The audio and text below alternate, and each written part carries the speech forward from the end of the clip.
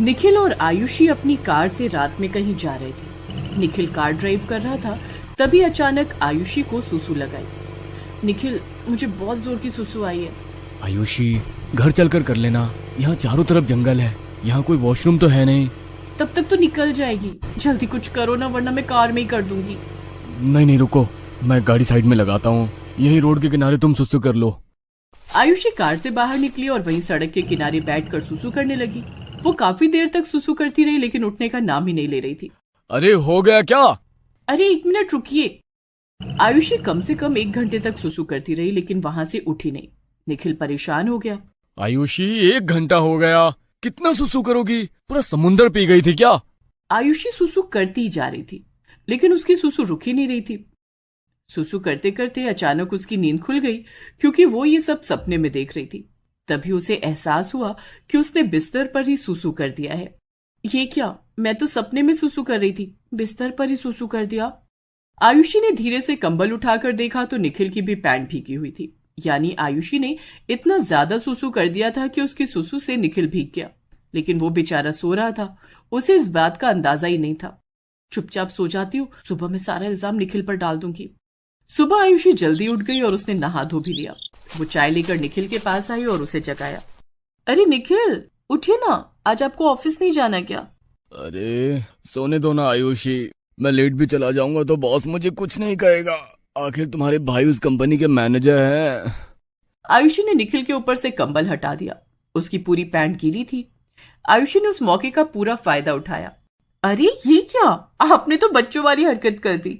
आप अभी तक बिस्तर पर ही सुसु कर देते हो। ये देखिए, आपकी पूरी पैंट गीली हो गई है। निखिल चौंक कर उठ गया। उसने अपनी पैंट देखी तो पूरी गीली थी। अरे ये क्या हो गया, मैंने तो बिस्तर पर ही सुसु कर दिया और मुझे पता भी नहीं चला। प्लीज तुम माँ को कुछ मत बताना, मैं जल्दी से नहा लेता हूँ और तुम जल्दी से बेडशीट बदल दो। निखिल उस घर में जमाई था। इतने में आयुषी की भाभी राधिका वहां पर आ गई। मैंने सब कुछ देख लिया है नंदोई जी, आप तो आज भी बिस्तर पर सुसु कर देते हो। भाभी जी, मुझे बिल्कुल पता नहीं चला, ये सब कैसे हो गया। निखिल तुरंत बाथरूम में घुस गया और नहाने लग गया। आयुषी ने बेडशीट बदल दी। अरे बेटा, कितना काम करोगी, चल बहू ने नाश्ता तैयार कर दिया है। राधिका ने नाश्ता बना दिया। निखिल, मोहन, आयुषी और उसकी माँ ने नाश्ता किया। निखिल और मोहन अपना टिफिन लेकर ऑफिस चले गए। दोपहर में टीवी देखते देखते आयुषी को नींद आ गई। माँ, भाभी, आप लोग टीवी देखो, मुझे तो बहुत नींद आ रही है। हाँ बेटा जा। हाँ जाइए ननद जी, निखिल ने सुसु कर दिया था, इसलिए तुझे जल्दी उठना पड़ा होगा। जा थोड़ा आराम कर ले। भाभी, माँ के सामने तो ओ, सासू माँ को नहीं बताना था। खैर, आयुषी अपने कमरे में जाकर सो गई।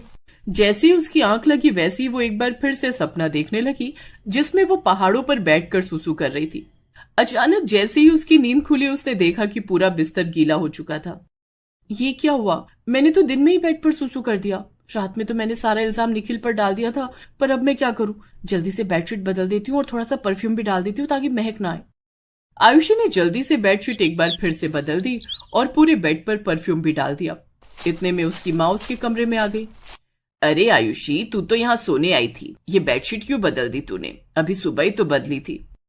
अब आयुषी को समझ में नहीं आ रहा था कि वो अपनी माँ को क्या जवाब दे, लेकिन किसी तरह उसने बात को संभाला।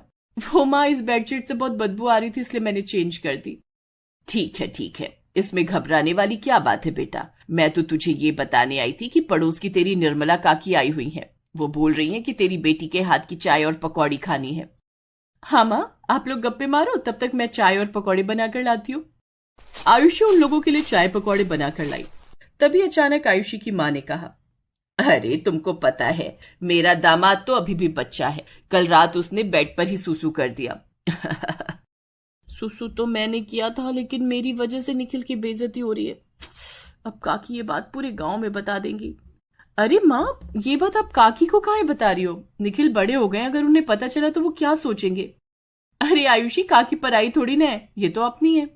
खैर, रात हो गई और निखिल अपने घर वापस लौट रहा था। निखिल जैसे ही घर पहुंचा, तभी पड़ोस की एक चाची ने उसे रोकते हुए कहा, अरे दामाद जी, आ गए काम से?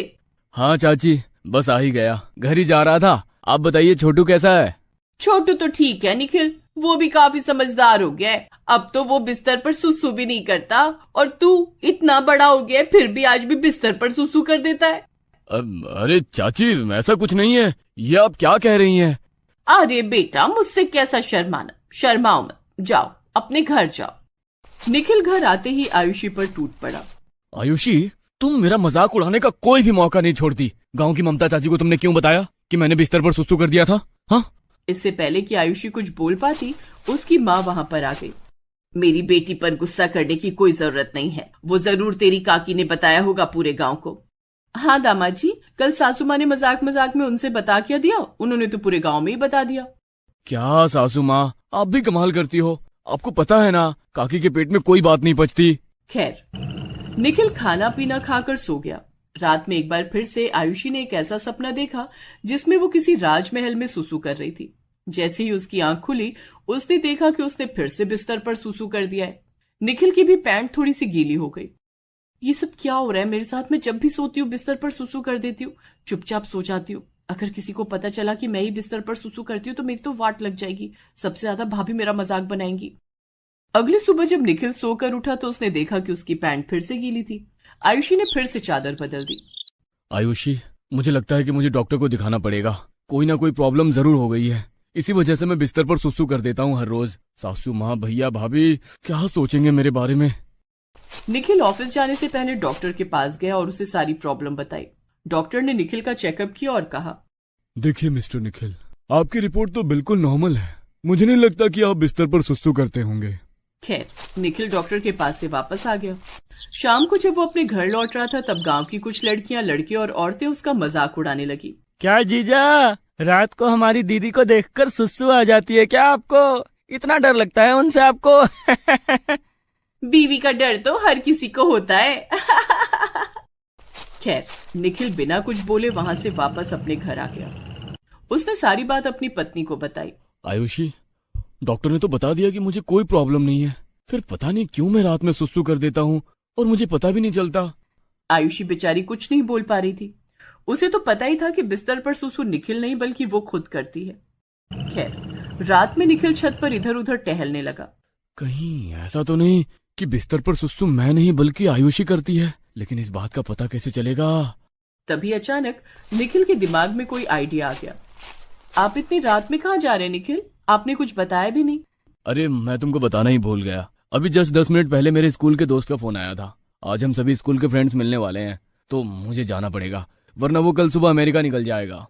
ठीक है, इसमें इतना परेशान होने वाली क्या बात है? निखिल घर से बाहर निकल गया, लेकिन वो कहीं गया नहीं, बल्कि अपने कमरे के पीछे खड़ा होकर खिड़की से ही सब कुछ देखने लगा। आज रात में आयुषी पर नजर रखूंगा।